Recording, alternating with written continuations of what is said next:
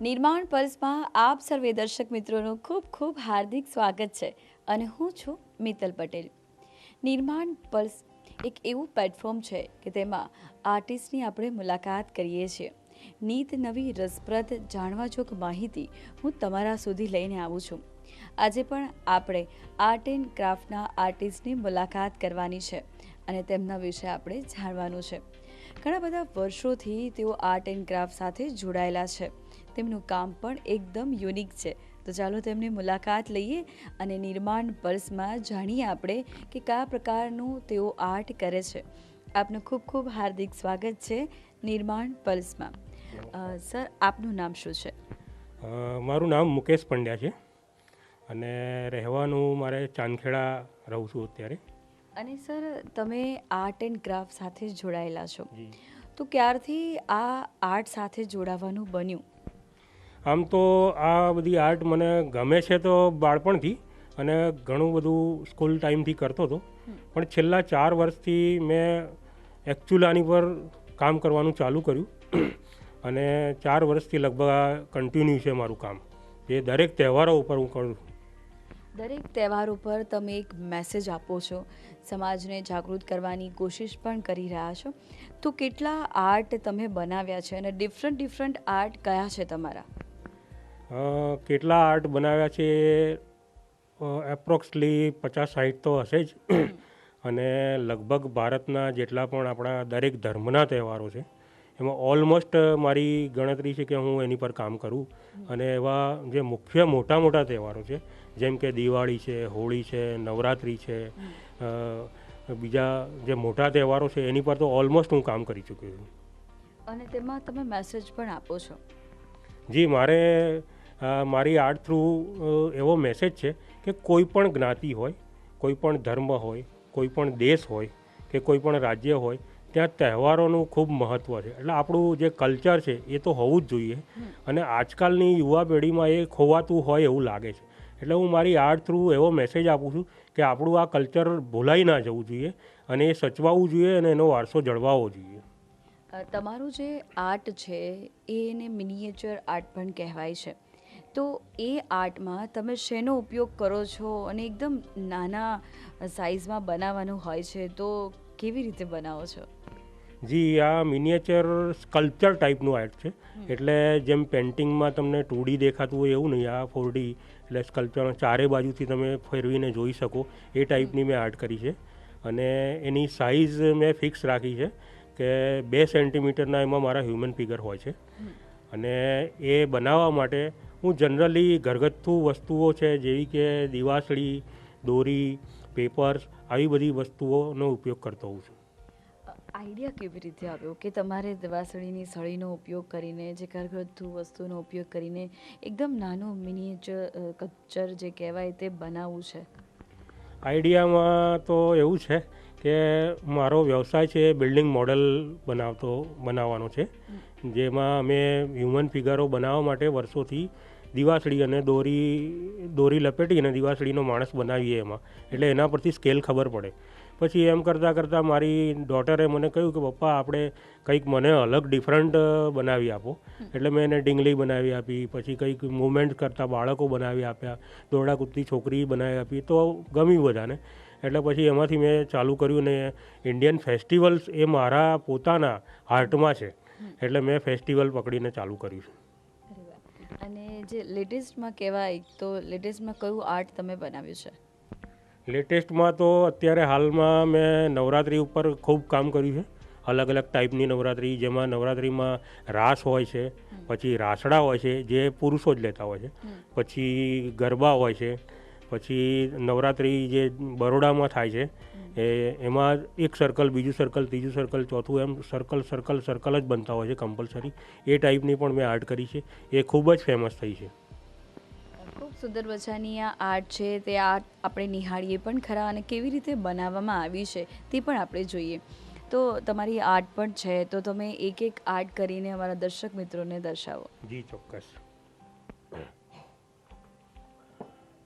અહીંયા જન્માષ્ટમીના ફેસ્ટિવલ પર મેં જે ગોવર્ધન પર્વત ઉપાડ્યો હતો શ્રી કૃષ્ણએ, અને લોકોએ ગોવર્ધનની નીચે સપોર્ટ લીધો હતો વરસાદથી બચવા માટે, એ ટાઈપની આર્ટ બનાવી છે. તો એમાં મેં બેકગ્રાઉન્ડમાં પ્લાસ્ટિક પેન્ટ જે કહેવાય એક્રેલિક કલર એ વાપર્યા છે, અને બાકી બધામાં મેં મારી જે હમણાં કહ્યું એમ દિવાસળીની સળી અને દોરીનો યુઝ કર્યો છે. અને આ જે આર્ટ છે એકદમ યુનિક છે અને એકદમ નાની આર્ટ છે. તો આવી રીતે કેવી રીતે બનાવ્યું? ઉપરનો જે ભાગ જે છે એ શું છે? પાછળનો જે ભાગ છે ને એ કેનવાસ છે. કેનવાસ ઉપર મેં કલર્સ અલગ અલગ લેયર્સ બતાવ્યા છે, અને એમાં પણ લેયર્સમાં પણ મેં જેમ ડુંગરો બતાવ્યા છે એમાં એની બોર્ડર ઉપર પાછી મેં દોરી તો વાપરી જ છે, અને એ પછી પાછું ડેપ્થ બતાવી છે. એમાં ખાસી લગભગ 1 સેન્ટીમીટર 1.5 સેન્ટીમીટર ડેપ્થ બતાવી છે, અને પછી એક ફિગર મેં અલગ અલગ બનાવીને મૂક્યા છે જે સ્કલ્પચર જ છે, પણ એ અત્યારે બેકગ્રાઉન્ડમાં પેલું આવી ગયું એટલે 2Dમાં દેખાય. બાકી આમ તો 3Dમાં ફેરવીને પણ જોઈ શકો તમે, એનું બેગ પણ છે, બધું જ છે, પણ અત્યારે આમાં 2Dમાં દેખાશે. એટલે દિવાસળીની સળી ઉપરનું આ કામ છે ખૂબ ઝીણવટભર્યું કામ છે, અને સળીને તેની સાઇઝ પ્રમાણે એના હાથ પણ ગોઠવવાના, એના પગ પણ બનાવવાના, અને તેનો મુગટ પણ બનાવવાનો. અને આ પણ ખૂબ સુંદર મજાની કૃતિ છે તમારી. આ છે હમણાં એક હેલ્લારો મૂવી આવ્યું હતું, અને એ મારી ડોટરને ખૂબ ગમતું હતું, અને એનું સોંગ જે છે એનો એક કોન્સેપ્ટ રાખીને મેં એક નીચે બેઝમાં ઢોલ બતાવ્યો છે, અને ઢોલની ઉપર ગરબા રમતી સ્ત્રીઓ બતાવી છે, અને વચ્ચે ઢોલી બતાવી છે. આ ઉપરાંત પણ બીજી આ મહાભારતની થીમ ઉપર છે. એમાં ભીષ્મ પિતાને જ્યારે તીર વાગ્યા અને એમની જે બાણ સૈયા પર સૂતા હતા, અને અર્જુનને કહ્યું કે મારે હવે મને તરસ લાગી છે, મને પાણી પીવું છે, તો અર્જુને તીર મારી અને ગંગાજી પ્રગટ કર્યા હતા. એ ટાઈપનો કોન્સેપ્ટ આમાં બતાવ્યો છે, અને બાજુમાં શ્રી કૃષ્ણ ભગવાન ઊભા છે, અને એ લોકોનો સંવાદો હતા એ બતાવ્યા છે.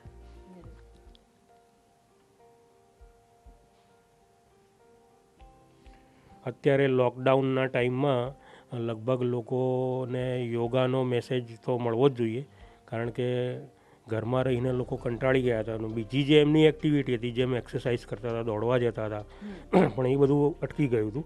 તો એ માટે મેં લોકોને યોગા કરી અને સ્વસ્થ રહેવા માટેના મેસેજ માટે આ એક યોગા કરતા લોકો બતાવ્યા છે, જેમાં એક એમના ઇન્સ્ટ્રક્ટર છે જે યોગા કરાવે છે, અને એમના કપડાં મેં જાણી જોઈને ઓરેન્જ કલરના રાખ્યા છે, કારણ કે એ યોગી ટાઈપના માણસ કહેવાય, અને પાછા એમના જે અનુયાયીઓ છે એ બધા યોગા કરી રહ્યા છે, એ રીતનું બતાવ્યું છે.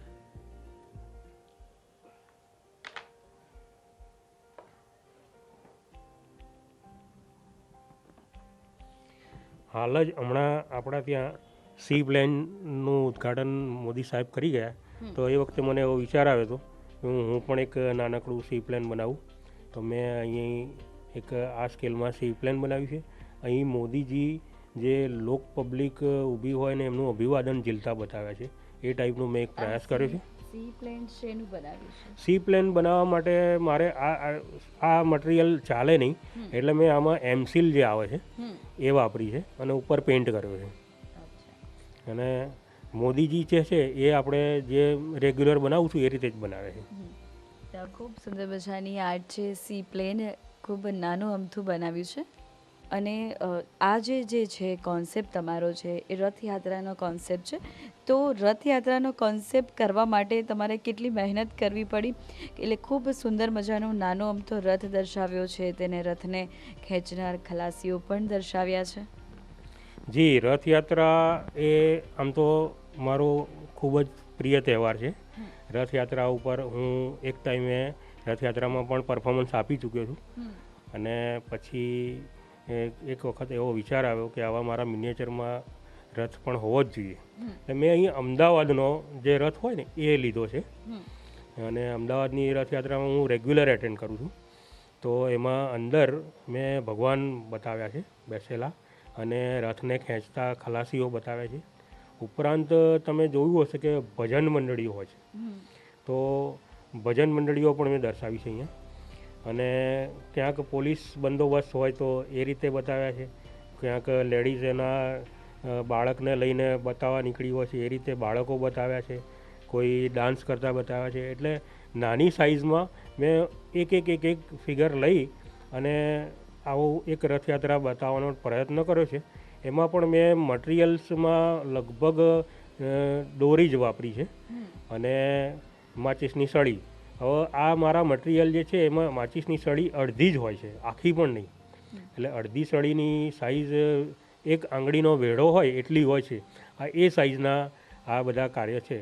અને એની ઉપર ધજા છે, ઉપર ટોપ ઉપર જે સુદર્શન ચક્ર પણ મેં બતાવ્યું છે. ડિટેલ્સમાં જેમ બને એમ પ્રયત્ન તો કર્યો જ છે મેં કરવાનો. અને રથયાત્રા તો અમદાવાદમાં ધામધૂમથી ઉજવાય જ છે. ઉપરાંત જગન્નાથપુરીમાં પણ રથયાત્રા ઉજવાય છે. તો અહીં મેં ફક્ત કાગળનો એક રથ બનાવ્યો છે. અને એ જે રથ છે એ જગન્નાથપુરીમાં જે હોય છે એ રીતે બતાવ્યો છે. એમાં પણ મેં ભગવાન બતાવ્યા છે. અને એમાં જે રીતે જેટલા વ્હીલ હોય છે એનું સ્ટ્રક્ચર જે હોય છે ને એ મેં પહેલાં સર્ચ કર્યું અને એ ડિટેલ્સ જોઈને પછી બેઠા બેઠા વિચાર કર્યો, મેં કહું આવું બનાવું. અને આ એક નાનકડું મોડલ ટાઈપનું જ બનાવ્યું છે. હજી ફાઇનલ તો મારે સરસ વર્કઆઉટ કરીને બનાવવું છે, પણ લોકોને ગમ્યું છે અને આપને પણ દર્શાવી રહ્યો છું. અને આમાં મેં ફક્ત કાગળનો ઉપયોગ કર્યો છે, બીજું કંઈ નહીં. કાગળની જે નાની નાની પટ્ટી છે તેને બનાવીને તમે ઉપયોગ કર્યો છે અને ટાયર પણ એવા જ કટિંગ કરીને બનાવે છે. ડિટેલિંગ તમે જોઈ શકો છો. એક તો નાનું અમથું સુંદર મજાનો આર્ટ, તેની અંદર પણ આટલા અદ્ભુત કલરો અને તેની અંદર પણ આટલી ડિટેલિંગ ભાગ્યે જ જોવા મળતું હોય છે આવું સુંદર મજાનું આર્ટ.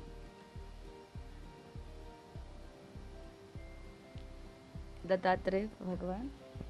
જી, હમણાં જ આપણે દિવાળીનો તહેવાર ગયો અને દેવ દિવાળી પર લોકો ત્યાં જુનાગઢ પરિક્રમા કરવા જતા હોય છે. હું પણ જતો હતો, 2-3 વખત હું ગયેલો છું. મારા મમ્મી પપ્પા સાથે એમને પણ મેં કરાવેલી છે આ યાત્રા. પણ આ વર્ષે આ લોકડાઉનમાં શું છે કે દરેક એક્ટિવિટી બંધ થઈ ગઈ. તો મને વિચાર આવ્યો કે હું મારો જે ઉત્સાહ હતો એ વખતનો તહેવારનો એ જવા ક્યાં દઉં. એટલે દેવ દિવાળી પર પછી મને એવો વિચાર આવ્યો કે હું એક જુનાગઢના ગિરનારનો જે કોન્સેપ્ટ લઈ અને ઉપર દત્તાત્રેય ભગવાનની રચના કરી અને એ રીતની મેં આ એક રચના કરી છે. કે ચલો, મને સંતોષ થયો કે મેં એક પરિક્રમા કરી હોય એવો મને સંતોષ થયો. ક્રિસમસ આવી રહી છે અને તમે પણ એક સુંદર મજાનું ક્રિસમસ ટ્રી બનાવ્યું છે. તો તેની અંદર દિવાસળીનો તમે ઉપયોગ કર્યો છે અને દિવાસળીનો ડિટેલ પણ તમે જોઈ શકો છો. તો આવી રીતે ટ્રી બનાવવાનો કેવી રીતે આઈડિયા આવ્યો? આમ તો દિવાસળીની સળી ઉપર કોઈ પણ તહેવારો એટલે હું કામ કરતો જ હોઉં છું, પણ મને એમ લાગ્યું કે ક્રિસમસ ટ્રી પણ બનાવવું જ જોઈએ. આ ક્રિસમસ ટ્રી હું પેલું બનાવું ને તો એ દેખાતું જ નહોતું, પેલું એકદમ નાના સ્કેલમાં. એટલે મને એવું વિચાર આવ્યો કે થોડું હાઇલાઇટ થાય અને એમાં મારે બીજું કોઈ મટીરિયલ નથી વાપરવું, ફક્ત દિવાસળીની સળી બતાવી છે. અને દિવાસળીની સળી કાપી અને મૂકતો ગયો અને એનો આખો જે ડિઝાઇન, આખી જે કોન્સેપ્ટ દેખાવો જોઈએ ને એ દેખાવો લાવતા તો મને ખૂબ ટાઈમ લાગ્યો. પણ આમાં લગભગ 130 જેટલી તો સળી ગઈ છે. અને એક કયા સ્કેલમાં કાપવી, એના પછીનો સ્ટેપ કયું આવે છે, એના પછીનું કોઈ સ્ટેપ કયું આવે છે, એ કાપીને ચોંટાડતા જઈએ, જોતા જઈએ, ત્યારે જ એનો ખ્યાલ આવતો જાય છે. અને ખાસી બધી વાર પછી મને એક આખું આવું એક ક્રિસમસ ટ્રી તૈયાર થઈને જોવા મળ્યું અને એ આપની સમક્ષ તમે જોઈ શકો છો. આ ઉપરાંત મેં આગામી આપણો તહેવાર આવે છે કે હવે ઉત્તરાયણ આવશે, તો મેં ઉત્તરાયણ પર આપણા જે અમદાવાદની પોળની ઉત્તરાયણ છે એ ખૂબ ફેમસ છે. ઉત્તરાયણ તો ખરી જ. ઉત્તરાયણની પણ આપણે વાત કરીએ, ક્રિસમસ ટ્રીની પણ વાત કરીએ, એટલે 12 લેયર છે આમાં.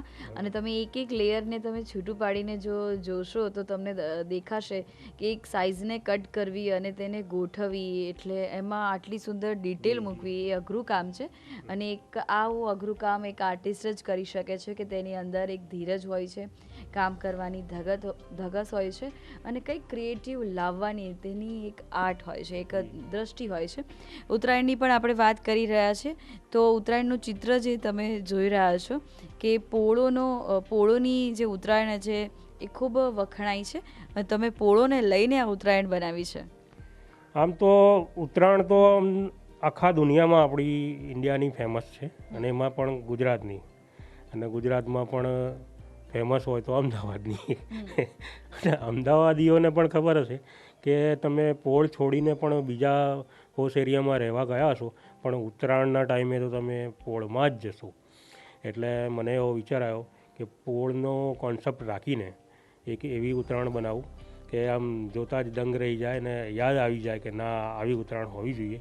એટલે ખૂબ જ નાના એરિયામાં મેં લગભગ 6 ટાઈપના મકાન બતાવ્યા છે અને એના રૂફ ઉપર ચડીને બાળકો પતંગ ચગાવતા હોય છે. કોઈ જગ્યાએ પતંગ ઝૂકી ગયો હોય છે, કોઈ પતંગ લૂંટતા હોય છે, કોઈ પતંગની દોરી ખેંચતા હોય છે, કોઈ પતંગ જોવાનો આનંદ માણતા હોય છે, કોઈ ટોપી પહેરીને બેઠા હોય છે. પછી કે લેડીઝ હોય તો લેડીઝ પતંગ તો ચગાવતા હોય પણ લગભગ એમનું કામ હોય છે ફિરકી પકડવાનું. તો એમાં મેં ઘણી જગ્યાએ કપલ્સમાં બતાવ્યા છે કે જે ફિરકી પકડીને લેડીઝ હોય ને એમના જોડે એમના મિસ્ટર હોય કે એમના બ્રધર્સ હોય એ પતંગ ચગાવતા હોય અને બૂમા બૂમ રાડા રાડ થતી હોય છે અને રંગબેરંગી પતંગોથી દુનિયા છવાઈ જતી હોય એ ટાઈપનું આખું મેં એક કોન્સેપ્ટ રાખ્યો છે. હવે આમાં મેં મકાનો જાણી જોઈને વ્હાઇટ બતાવ્યા છે કે જો હું મકાનોના કલર બતાવું તો મારે આ જે પતંગના અને જે લોકોના કલર્સ બતાવવા હતા ડિફરન્ટ કલર એ દેખાય નહીં, એ હાઇલાઇટ ના થાય. એટલે મેં જાણી જોઈને અહીંયા મકાનોનો કોન્સેપ્ટ તો બતાવ્યો પણ મકાનોને એકચ્યુઅલ કલરમાં બતાવ્યા નથી. એકચ્યુઅલ કલર મેં વ્હાઇટ કલર લીધો છે અને એમાં પછી રંગબેરંગ બી મારે બતાવવા માટે મેં આ રીતે પછી પતંગ તો પતંગની સાઇઝ મારા સ્કેલમાં ખૂબ નાની થાય અને એમાં જનરલી ગમે એટલો મોટો પતંગ હોય પણ આકાશમાં ગયા પછી ખૂબ નાનો દેખાતો હોય છે. તો મેં આ રીતે જે એ જ કોન્સેપ્ટથી અને એને હવામાં ઉડતા પાછા બતાવ્યા છે. એવું નથી કે એક તો દોરી પકડી હોય હાથમાં, હવે દોરીનું જ મેં માણસો બનાવ્યા છે અને દોરીમાંથી જ મારે પતંગની દોરી પણ બતાવવાની. તો એનો સ્કેલ એટલો પાતળો લેવો પડે અને એટલી ઝીણી દોરી લેવી પડે અને એ દોરીને પણ એટલી આમ હવામાં કડક રહે એવું મારે રાખવું પડે. એના માટે હું ખૂબ મથ્યો છું ત્યારે આટલું થઈ શક્યું છે. અને આપ જોઈ શકો છો કે એમાં રંગબેરંગી પતંગોમાં પણ ચાંદેદાર હોય કે પૂંછડીવાળા હોય કે બહુ મોટી ઢાલ હોય કે એમાં પણ વેરાયટી બતાવી છે.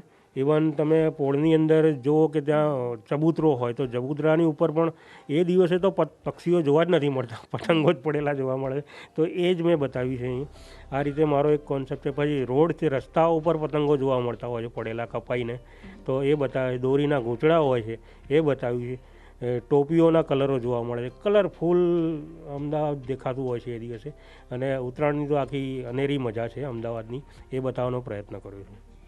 ખૂબ સુંદર મજાની આ આર્ટ છે. તમે જોઈ રહ્યા છો કે કેટલી ડિટેલિંગ કરી છે, ડિટેલ દેખાઈ રહી છે વર્કમાં, કે સુંદર મજાનું એક આકાશ ઉત્પન્ન કર્યું છે, ઊભું કર્યું છે કે અને ઉત્તરાયણમાં જે કલરફુલ પતંગો દેખાતા હોય છે તે મિનિએચર આર્ટમાં દર્શાવ્યું છે.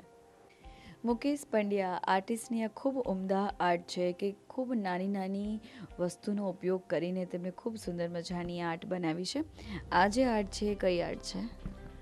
આમાં જેમ કહ્યું ને મેં કે હું દરેક તહેવારો ઉપર કંઈ ને કંઈ કરતો હોઉં, તો ફાધર્સ ડે હતો ને એ દિવસે મને એવો વિચાર આવ્યો કે ફાધર્સ ડે માટે હું શું બનાવું.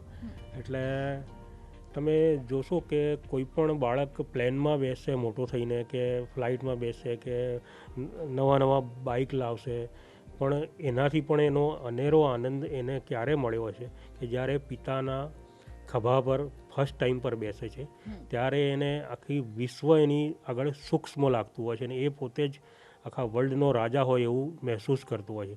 એટલે મને એવું લાગ્યું કે મારે એક પિતાના ખભે બેઠેલું બાળક બનાવવું જોઈએ અને મેં એ રીતનું આ આર્ટ બનાવી છે, જેમાં એક ખેડૂત જે હોય છે એના બાળકને પોતાના ખભા પર બેસાડીને ખેતરમાં ફેરવા લઈ જાય અને એને જે ફિલિંગ્સ આવતા હોય છે એ શું હોતા હશે એવા મેં ફિલિંગ્સ કર્યા હતા અને એ ઉપરથી મેં આ બનાવ્યું છે. બધા દિવસોને લઈને, તહેવારોને લઈને ખૂબ સુંદર મજાની આર્ટ બનાવી છે. તો તમારા મનમાં વિચાર કેવી રીતે આવે અને પછી ત્યારબાદ તમે ડ્રોઈંગ કરો છો કે કોન્સેપ્ટ ક્લિયર કરો છો માઇન્ડમાં, ત્યારબાદ શરૂઆત કરો છો? તો કેવા પ્રકારના કોન્સેપ્ટો સાથે તમે કામ કરી ચૂક્યા છો, કામ કરવાનું વિચારી રહ્યા છો? હા, એ તમે ખૂબ ઉમદા સવાલ કર્યો કે વિચાર કેવી રીતે આવે. હવે આ વિચારમાં એવું છે કે કોઈ પણ તહેવાર આવવાનો હોય ને એના અઠવાડિયા પહેલાં જ મને વિચાર આવે છે અને એ પહેલાં હું વિચારું કે હું આ તહેવાર પર આ બનાવું વિચારું, પણ મારાથી એ કામ થતું જ નથી. અને લગભગ જ્યારે તહેવાર આવે છે એટલે એક અજીબ પ્રકારનો બોડીમાં આનંદ આવે છે કે હા આ તહેવાર આવી ગયો છે આની પછી એ તહેવારોના આગળના 2-3 દિવસ મારા રાત્રિ જે હોય છે જે સૂતા મને વિચાર આવતો હોય છે કે હું આ બનાવું આ કોન્સેપ્ટ લઉં, ઘણું બધું સર્ચ કરું. પછી એ તહેવારો મારી સામે બાળપણમાં મેં જે રીતે ઉજવ્યા હોય એ મારી નજર સામે આવતા હોય છે. અને પછી જેમ કે અત્યારે મેં અહીં 15મી ઓગસ્ટ લીધી છે. 26મી જાન્યુઆરી, 15મી ઓગસ્ટ એવા જે તહેવારો હોય છે એની પર મને આમણ રાષ્ટ્રીય તહેવારો પર કામ કરવાની ખૂબ મજા આવે છે. એક અંદરથી એક જુસ્સો આવી જતો હોય છે. તો એ વખતે તમે જોયું હશે કે બાળકો આપણા ઇન્ડિયન ફ્લેગ તો હાથમાં લે છે, પણ ઘણી જગ્યાએ એવી રીતે પરેડ કરતા હોય છે કે બાળકોને પોતાને એ ટાઈપના કપડાં પહેરાવી દેવામાં આવે અને એને તમે સ્કાય ઉપરથી જુઓ ને તો એ ઉપરથી તમને ખૂબ ઊંચેથી જુઓ તો તમને એક ફ્લેગ હોય એવી મજા આવે છે. એવા અમુક જગ્યાએ પરેડમાં થતા હોય છે. એટલે મેં અહીંયા બાળકોને જ સેલ્યુટ આપતા બતાવ્યા છે. આપણા તિરંગાને સેલ્યુટ આપતા બાળકો બતાવ્યા છે અને એમના કલર્સ મેં ઓરેન્જ, વ્હાઈટ અને ગ્રીન એ રીતના 3 પટ્ટામાં બાળકો બતાવ્યા છે. અને એ લોકોના હાથ અને એ લોકોના કપડાં અને એ બધામાં મેં એ કલર વાપર્યા છે જે ફ્લેગના હોય છે. અને એ રીતે એક સેલ્યુટ કરીને આ આઈટમ બનાવી છે. એ ઉપરાંત કોમન બીજી પણ એક આર્ટ છે જેમાં પણ એક લોકો પરેડ કરતા હોય છે. અને તો એમાં પહેલાં અમે નાના હતા ત્યારે અમારા સ્કૂલના યુનિફોર્મમાં ખાખી પેન્ટ હતું અને વ્હાઈટ શર્ટ હતા. તો અહીં મેં એ રીતની એક આર્ટ લીધી છે અને ખાખી પેન્ટ હોય, વ્હાઈટ શર્ટ હોય અને એક ધ્વજ હોય અને એને લોકો સેલ્યુટ આપતા હોય અને એની આગળ અમુક પેલા કસરત કરવાના એક પ્રકાર હોય છે, સૂર્ય નમસ્કાર કે જે એ કરતા હોય. એટલે એના માટે આપણે એક બીજી ધજા ટાઈપનો ફ્લેગ મારતા હતા અને એ બતાવી છે મેં અહીંયા. અને એ રીતની એક પરેડ કરતી મારી આર્ટ બનાવેલી છે. આ જે આર્ટ છે એકદમ નાની આર્ટ છે ને તેમાં 12 જે લાઈનો પણ બનાવી છે અને તમે ખૂબ ડિટેલમાં વર્ક કર્યું છે. તેના જે કોસ્ચ્યુમ છે એક જ પ્રકારની જે અદા છે, એક જ પ્રકારની જે સ્ટાઇલ છે એ પણ દર્શાવી છે. અને 15મી ઓગસ્ટનું તો ખૂબ સુંદર મજાનું જે છે 26મી જાન્યુઆરી કે 15મી ઓગસ્ટે જ્યારે સેલ્યુટ કરતા હોય છે એક હરોળમાં ઊભા રહીને બાળકો, તેને પણ 15 લેયરમાં તમે દર્શાવ્યું છે. સાથે સાથે તિરંગાનો કલર પણ દર્શાવ્યો છે. બીજી પણ આર્ટ છે અને આ સાન્તાક્લોઝ બનાવ્યો છે અને તેમાં તમે જે મટીરિયલનો ઉપયોગ કર્યો છે તેમાં કરન્સી દેખાઈ રહી છે, એટલે નોટોની જે હોય એ દેખાય છે. તો એમાં શેનો ઉપયોગ કર્યો છે આપને? એકચ્યુઅલી તમે કહ્યું એ વાત સાચી છે. નોટબંધી હતી એ વખતે ક્રિસમસનો તહેવાર આવેલો અને એ વખતે મને એમ થયું કે ક્રિસમસનો તહેવાર છે અને લોકો નોટો માટે ધક્કામુક્કી કરે છે કે લાઈનોમાં ઊભા છે અને બહુ જ લોકો હેરાન થયા. જોકે આપણા માટે ખૂબ સારું પણ હતું. નોટબંધી થઈ એ ખૂબ સારી વાત છે. મોદી સાહેબનો નિર્ણયને હું આવકારું છું. પણ એ વખતે મને એમ થયું કે તો મને એક પ્રદર્શન હતું એમાંથી રિઝર્વ બેંકનો એક સ્ટોલ હતો અને એ લોકો જૂની અને ફાટેલી નોટોને જે પહેલાં તો બાળી નાખતા હતા પણ પછી એ લોકો એવું ચાલુ કર્યું કે એનો ભૂકો કરી નાખે. એનો ભૂકો કરી અને એના પેકેટ બનાવે અને જે એ લોકોના જે સ્ટોલ ઉપર એમને એમ પબ્લિકને આપતા હતા. અને જો જે કોઈ સમજદાર હોય મારા જેવા કે કંઈ પણ કોઈ અલગ અલગ આર્ટમાં યુઝ થઈ શકે એ રીતે એ લોકો આપતા હતા. અને એ વસ્તુ મારી પાસે પડી હતી અને પછી મને વિચાર આવ્યો, મેં કીધું હા રિઝર્વ બેંકનો આપેલો ભૂકો તો પડે છે અને ક્રિસમસ હોય એટલે તો સાન્ટાક્લોઝ બાળકોનો પ્રિય હોય એટલે પછી મને વિચાર આવ્યો મેં સાન્ટાક્લોઝ કરું. હવે કરવો કેવી રીતે? તો પહેલાં તો મારે આખે સાન્ટાક્લોઝની ડિઝાઇન મેં આખી તૈયાર કરી. પણ એમ કરતાં પણ જો સાન્ટાક્લોઝ નોટના પાવડરમાંથી ક્લિયર તો થાય જ નહીં. એટલે પછી મેં એને લેયર્સમાં બતાવ્યો અને નોટનો જે ક્રશ છે, પાવડર છે, એના પણ મેં અલગ અલગ લેયર્સ કરી નાખ્યા.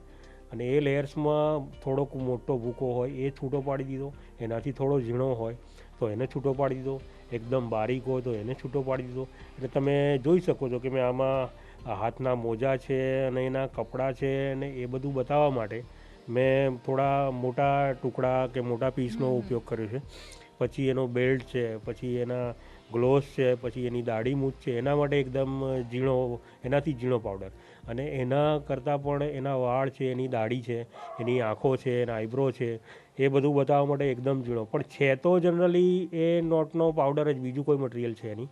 અને એની પાછળ મેં વ્હાઇટ કલરના જે, આમ તો સાન્ટાક્લોઝ બરફમાંથી આવે છે કે એનું બેકગ્રાઉન્ડ વ્હાઇટ જ હોય, એટલે મેં એવા એક કાર્ડ પેપરને લઈને એના અલગ અલગ કટ્સ કરી અને પછી આખો સાન્ટાક્લોઝનો કોન્સેપ્ટ લીધો છે.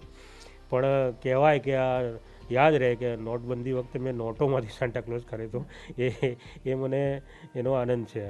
આજે આપણે નિર્માણ પલ્સમાં મુકેશ પંડ્યાની આર્ટની નિહાળી. ખૂબ સુંદર મજાની મિનિએચર આર્ટ ને આર્ટ એન્ડ ક્રાફ્ટને આપણે જોયું.